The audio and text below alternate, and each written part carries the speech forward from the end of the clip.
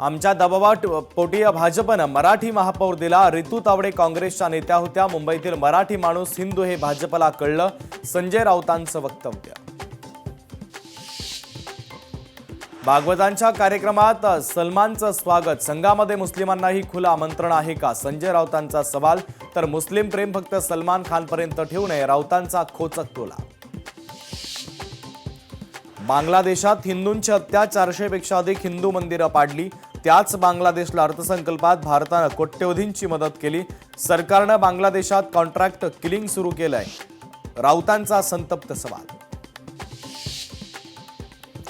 12 जिल्हा परिषदा आणि 125 पंचायत समित्यांच्या निवडणुकीसाठी मतदान प्रक्रिया संपन्न। प्रशासनाकडून आता मतमोजणीची जय्यत तयारी। जिल्हा परिषदेवर कुणाची सत्ता, उद्या होणार फैसला।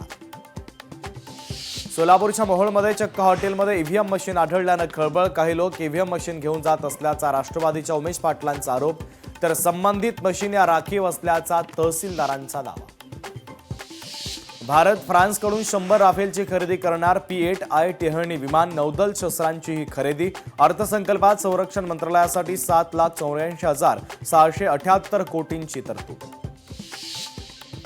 भारतानं महाशक्ती नव्हे विश्वगुरूची भूमिका वठवावी। भारताच्या मर्जीनुसार व्यापार करार व्हावा। आंतरराष्ट्रीय व्यवहार कुणाच्या दबावाखाली नको, सरसंघचालक मोहन भागवतांचा सरकारला सल्ला।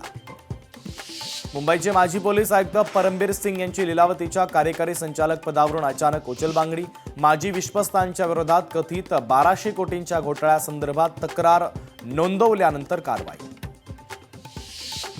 शेगावमध्ये संत गजानन महाराज यांचा 148वा प्रकट दिन सोहळा। राज्यभरातून शेकडो पायी दिंड्या शेगावात दाखल।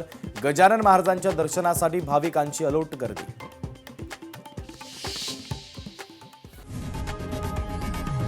लोकशाही मराठी ऐका, पहा, जागरूक रहा।